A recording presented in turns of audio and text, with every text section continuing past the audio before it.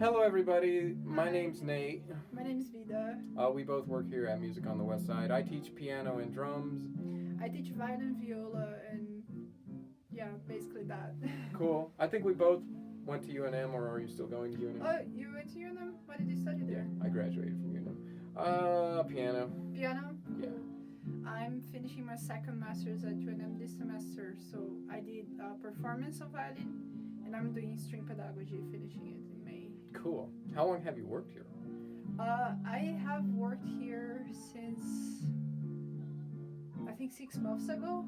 It was like it was right before our last gig. So, Oh, that's right, huh? Yeah, like 1 week before. So Oh no, I think you've almost been here a year now. A year already? You were at Rio Bravo, right? The outdoor gig. Yeah. Right? That was like a year ago. Oh my god, Almost a year ago. Time flies by. What about you? How long are you? I've been here like 3 years now. 3 years? Jesus. Since 2022. Yeah, it's 2025 now. Crazy. Okay, what are your favorite things about working here? I think my favorite part of music on the West Side is actually the play journals. Oh, can you explain the play journals? Yeah, so the play journals is the book that we have to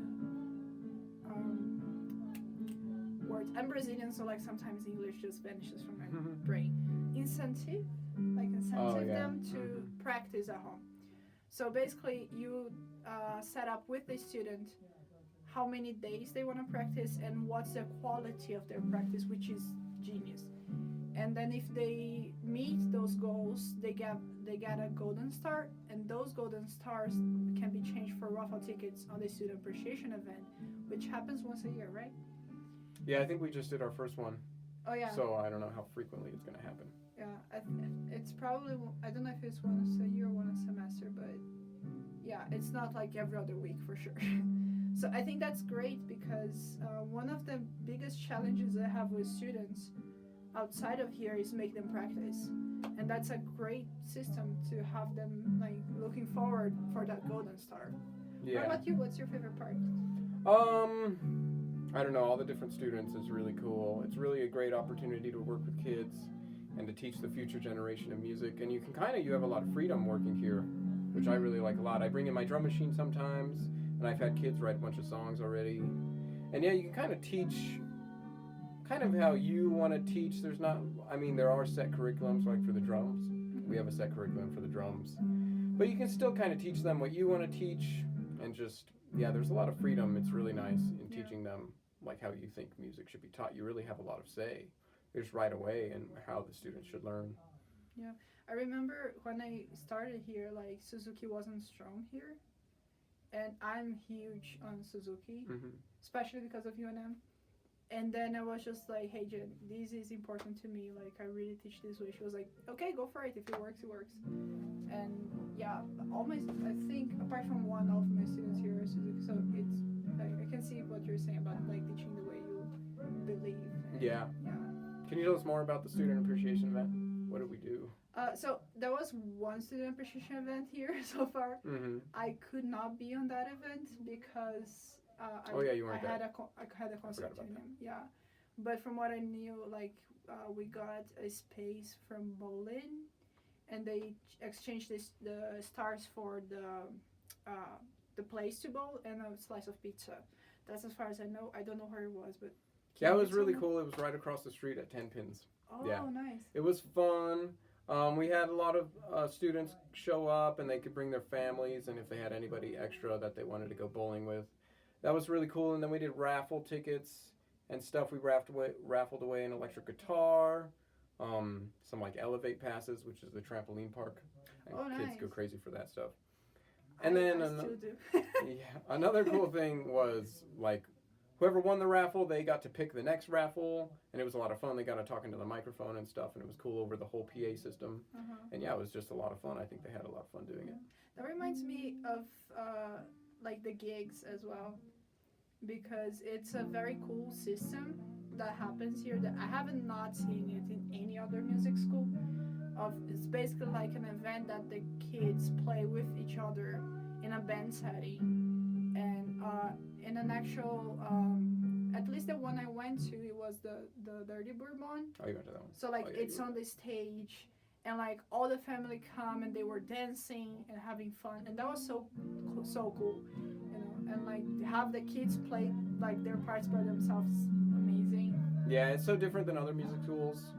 Well, I'm not going to name names, but other music schools here, I don't think they do anything like that at all. Yeah. They do like recitals and maybe competitions and stuff like that, but the students are always like alone. Yeah. They're not playing like rock and roll or whatever, you know, as a band grouped together. And then they get the whole audition experience too. Or not audition, that's not what I meant to say, rehearsal experience. Yeah.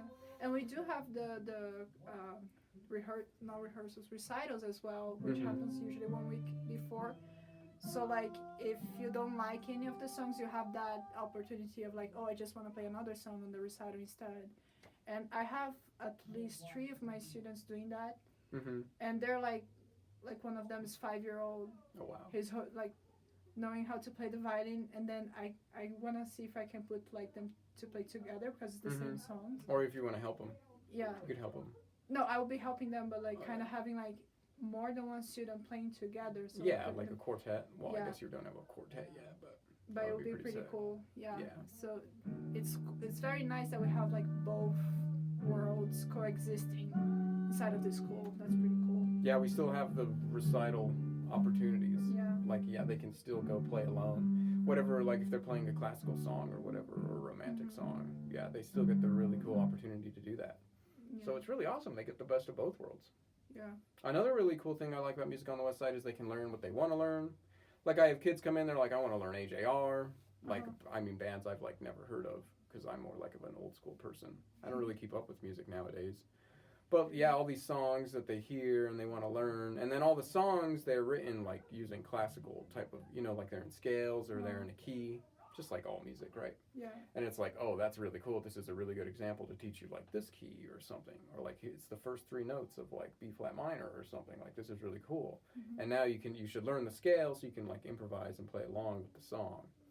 And yeah, I think that's a really cool opportunity for kids. They kind of see the music they like, whatever they like listening to, and how it's actually like it's still classically composed. That's just the way music is. Yeah. That's really awesome. And I like how we create here a setting that I was raised in classical music, so pop music is kind of like, it's not weird, it's just different.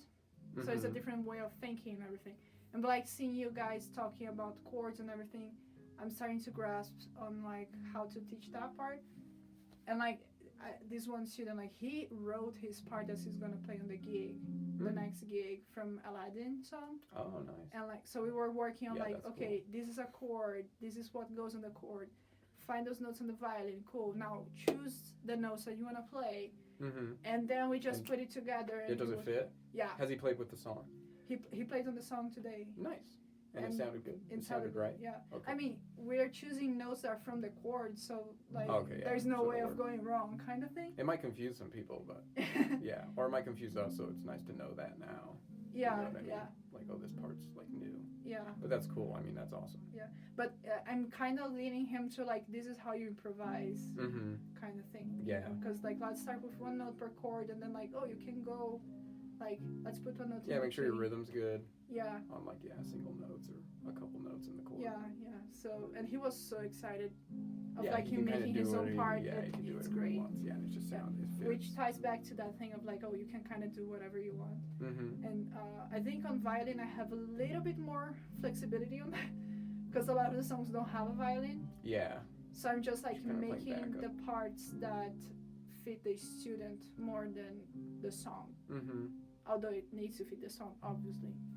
But yeah, I think. But yeah, it's not like too hard or anything. Yeah, yeah, because like they're beginners, right? Like again, I'm teaching here for 6 Yeah, I mean the months. violin's like super difficult. Yeah. I can't play the violin. I cannot play the guitar. I can't play the guitar either. Well, I mean, not really. But oh no, the piano, yeah, I had, but like drums, I had 1 lesson of drums. Oh, in your whole life? Yeah, like a friend of mine, I was teaching him violin. He was like, okay, I'll just teach you a lesson on drums. Right feet, cool. Left feet, cool. This hand, cool. When I needed to do these, my brain was like, nope. Oh, yeah. Yeah, only adding one more thing makes it like infinitely more. Yeah, but like the fact that it's like across and not like. Oh, crossing your arms? Yeah, because you're right-handed. I'm right-handed. Yeah, you have to cross if you're right-handed. Wait, if you're not right-handed, you don't need Yeah, to you can play left-handed. Well, you still do, because drums are just made like that. If I was left-handed, I would flip the drum kit, but I'm kind of crazy. People don't do that. Left-hand people just learn to play right-handed. Like Kyle, our old teacher, was left-handed, but he was just really solid at right hand because he just drilled right hand. But I think I would flip the whole drum kit. But I'm crazy. I see. Yeah. I see. No, I see. I don't know what it's like to be left-handed. Yeah, I think the thing that like got me confused was because when I cross my arms, I'm expecting this side of the drums to be played with this hand. But it's with this hand, so like it's the other side of my brain that's controlling that, and that's confusing to me. Yeah, you never do this on the violin. Yeah, no. Right. No. The piano, it's really rare to do that too. Yeah. Yeah. But have you tried the violin? No, not really. No. It's too high pitched for me. Definitely. Yeah. It's I would too do the high-pitched cello. for Would me be cool. sometimes. Yeah, the violin is just really. We do have high-pitched. a cello teacher here too, which is cool. Yeah. Yeah, and she plays in the symphony, right? Or the orchestra or something. I don't know which orchestra she plays. She definitely does. Yeah, she plays in a lot of like gigs around city, but I don't know which group specifically. Do you play any bands around town? No, not really. You're more like pitching. Yeah, or just writing my own stuff. Nice. Yeah. Oh, you composed too? Cool. Yeah.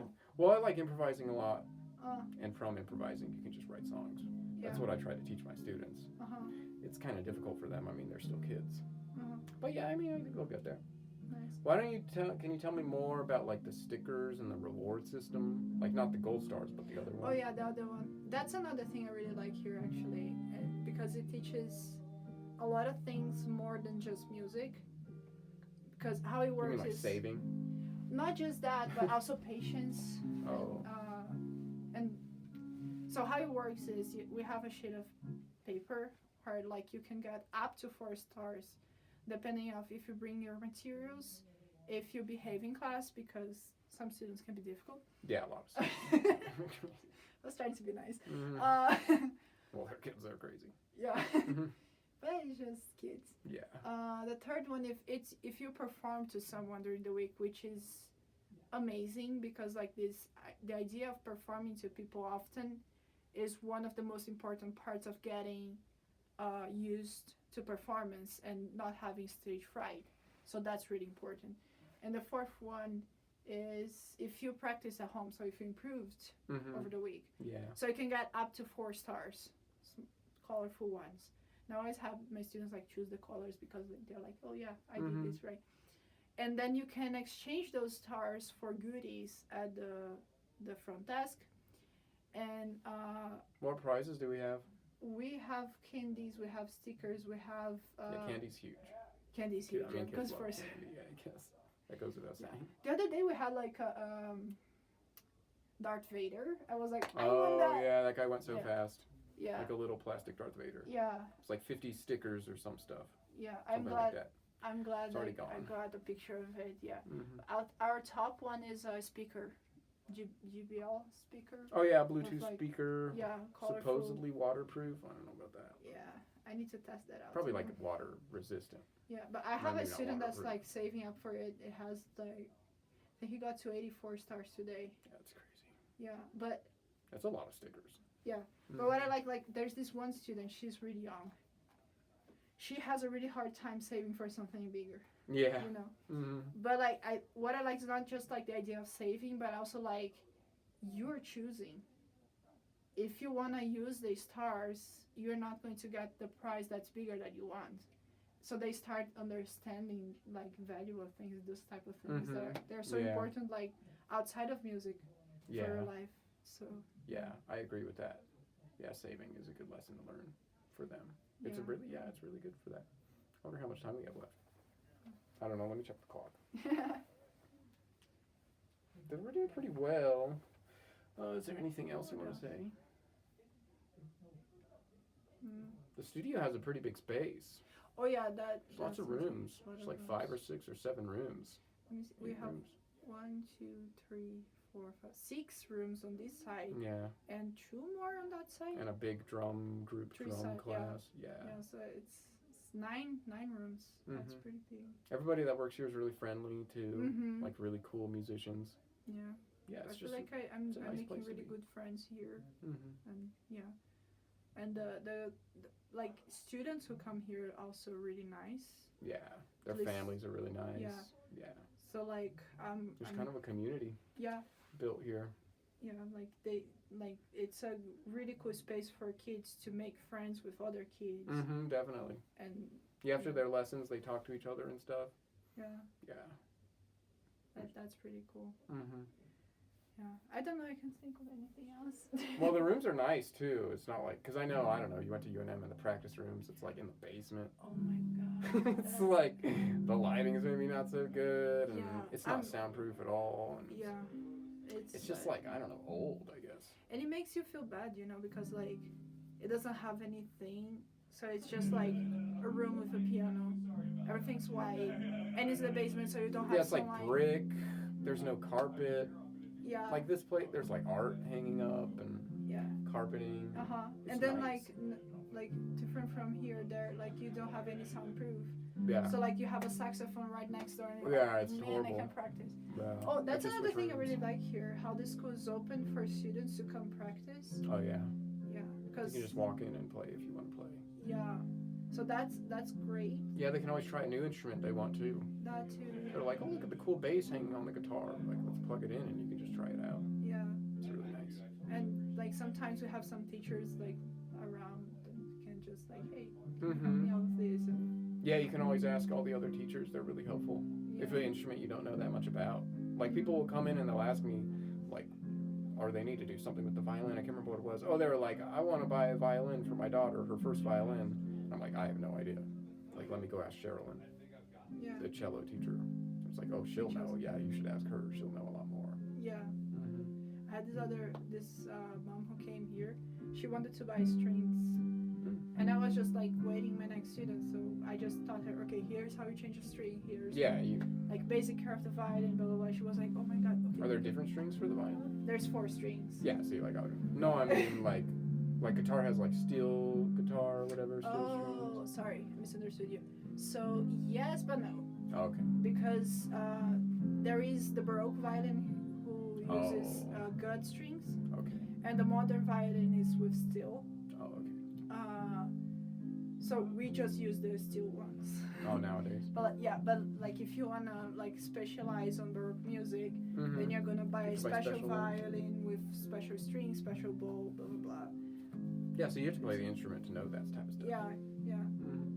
And even then, like, I don't know how to play properly a Baroque instrument because like it's almost a new instrument. Yeah. It's crazy. Yeah. Okay. What were you gonna say? I was going to ask you if you play any other instruments other than the ones you teach here. No, not really. No. I have a really cool drum machine that I write music on.